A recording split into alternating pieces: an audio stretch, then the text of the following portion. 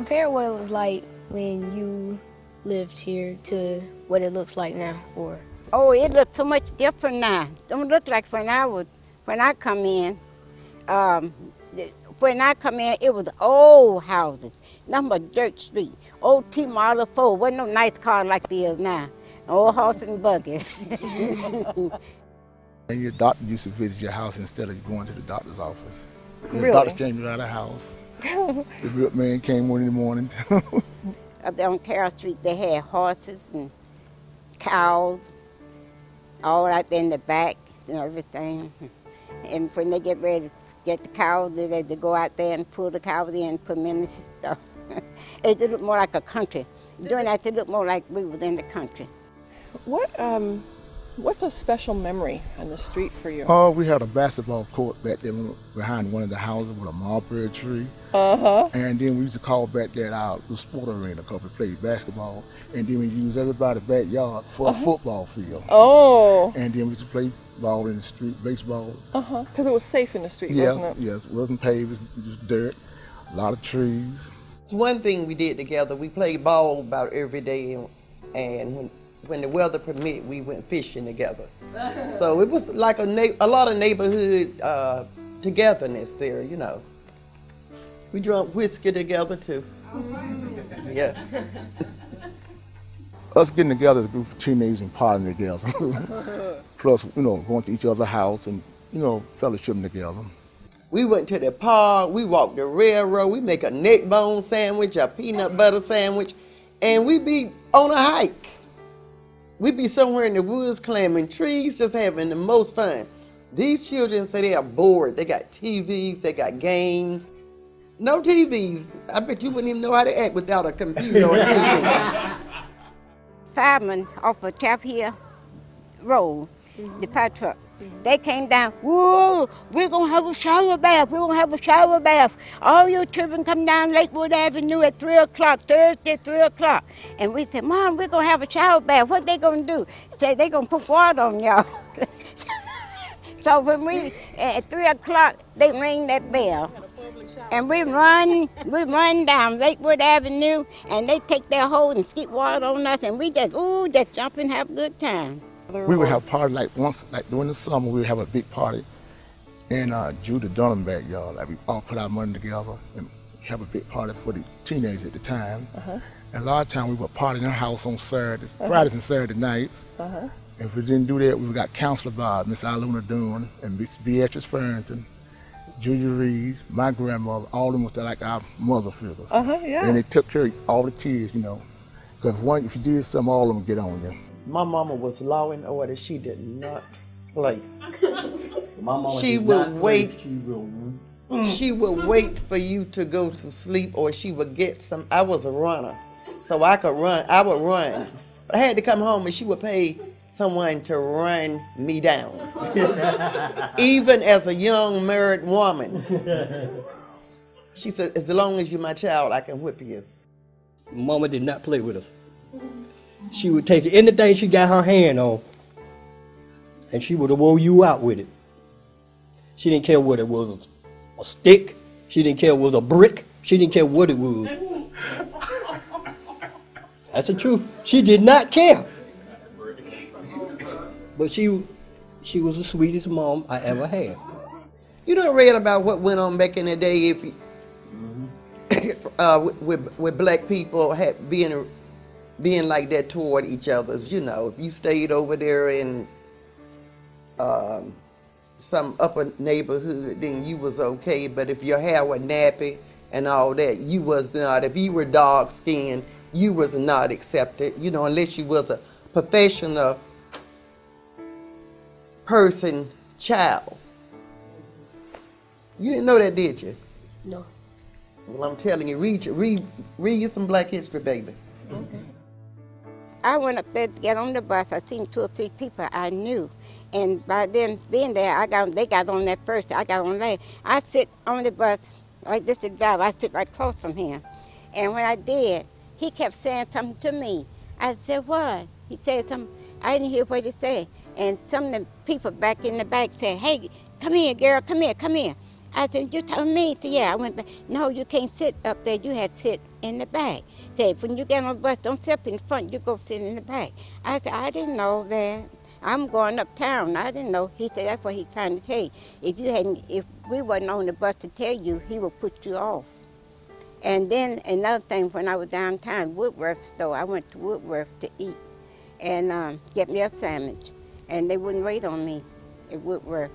And I said, lady, how come you don't wait on me? He said, no. He said, you go somewhere and get you a sandwich. Oh, I see a lot of the changes that have been made. New houses coming up after the land trust had come up and it started building. It was some old houses, really old houses, and dry rot wood were, and it was very shabby looking. Oh, the houses was run down then, you know, they wasn't kept up properly, you know, by the owners. But now the owners is more apt to keep the houses up than it was back in the, you know. It was very good back then. You didn't hear telling nobody killing, taking guns, killing one another, nothing. If they fight, they don't take no gun to shoot or nothing like that. It's more crime now than it was back then. So I think I'd rather live back there. Where we could walk the street all time of night, you know. And you can go out on your porch, stay out there all night long. We used to go out on the porch and take our, be so hot in the house, and take our quilt and things, lay out on the front porch all night. Nobody don't bother you. I think that makes the difference. Yes, it does. If you have front porches, people come out and are in the community more or in the street and are quicker to watch out for people and to yell out and know what's going on and so forth. They were much aware then what was going on than it is now, you know. Yes. Because we was able to sit on the front porches and in the yard and stuff, you know. Oh, I can tell you a lot about Day of Celebration because Day of Celebration was actually one of the West End Community Center things. And we had groups that come and perform, do different things, you know, sell food, people selling clothes, jewelry, those kinds of things. A Day of Celebration, I like to see it come back. So everybody get together as one, have vending machines and, you know, food and games and things, children and everything together. Way cool. That'd be really nice. We're thinking about doing that this year in the fall.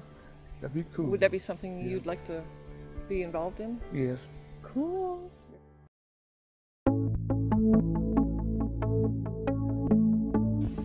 I just hope everything will be beautiful around here. Gardens? Sure. Flower gardens? Sure. Vegetable gardens? Sure. Yeah. Every day. I see a piece of paper or a can or a bottle. I have me a bag with me. I just pick it up, put it in the bag, keep walking. You know, I haven't been asked, why do I do it? I'm trying to keep my neighborhood looking beauty. So, you know, you have to ask for what you want. If you don't ask, you'll never get.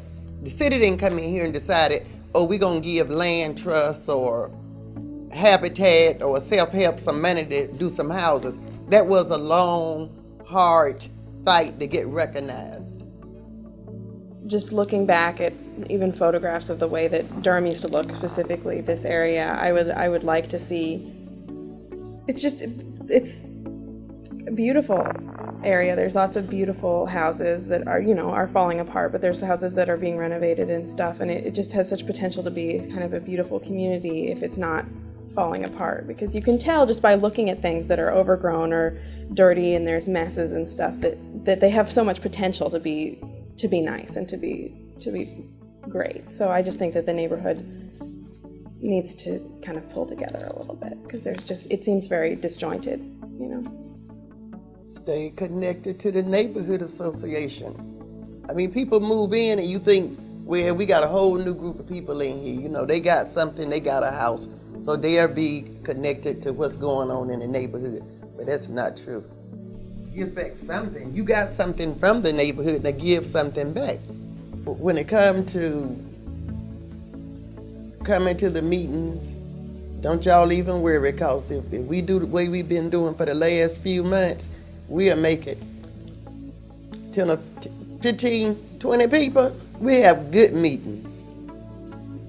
We have very good meetings, and I'm really proud of everybody who show up at the neighborhood association meetings.